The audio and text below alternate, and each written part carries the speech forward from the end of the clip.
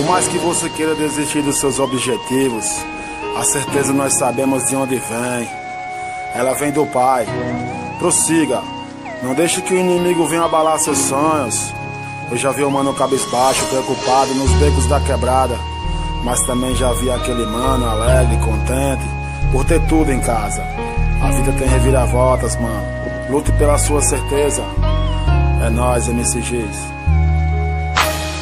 Meu Deus, nos mostre sua luz, nos mova, nos conduz. Clarei o fim do túnel, pois tenho a certeza que o Senhor é luz. Ah, Deus é tudo de bom que se pode imaginar. Mesmo você fraquejando, Ele sempre vai estar lá para lhe ajudar. Procure enxergar a chance que Deus nos dá.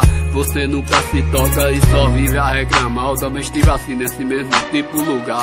Contas pra pagar, sem emprego certo, vendo o que dá. A lamentar, triste, me perguntando por que Deus não vinha me ajudar. Mas como assim, se Ele sempre me ajudou? Minha mente refletiu e notou: se eu estou vivo até hoje é obra do meu Senhor. Me perdoe, meu Pai do céu, por muitas vezes ter sido tão ingrato.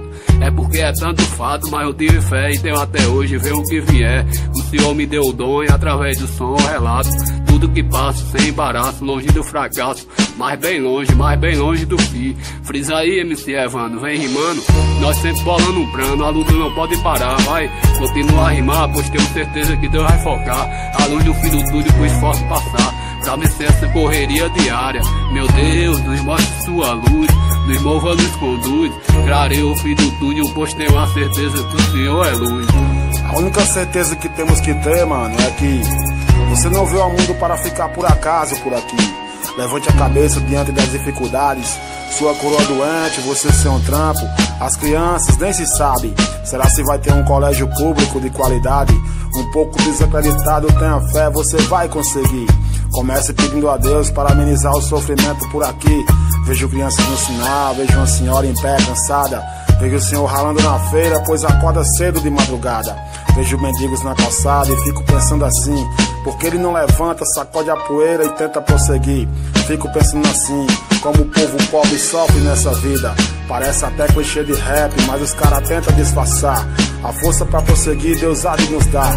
Vejo mentes brilhantes se perdendo em vários lugares. A dificuldade parece ser sempre a mesma. A honestidade e suas qualidades serão ferramentas para a sua certeza. Mesmo diante da pobreza, não pense que és inútil. Cada passo que você dá te leva à luz do fim do túnel. Do fim do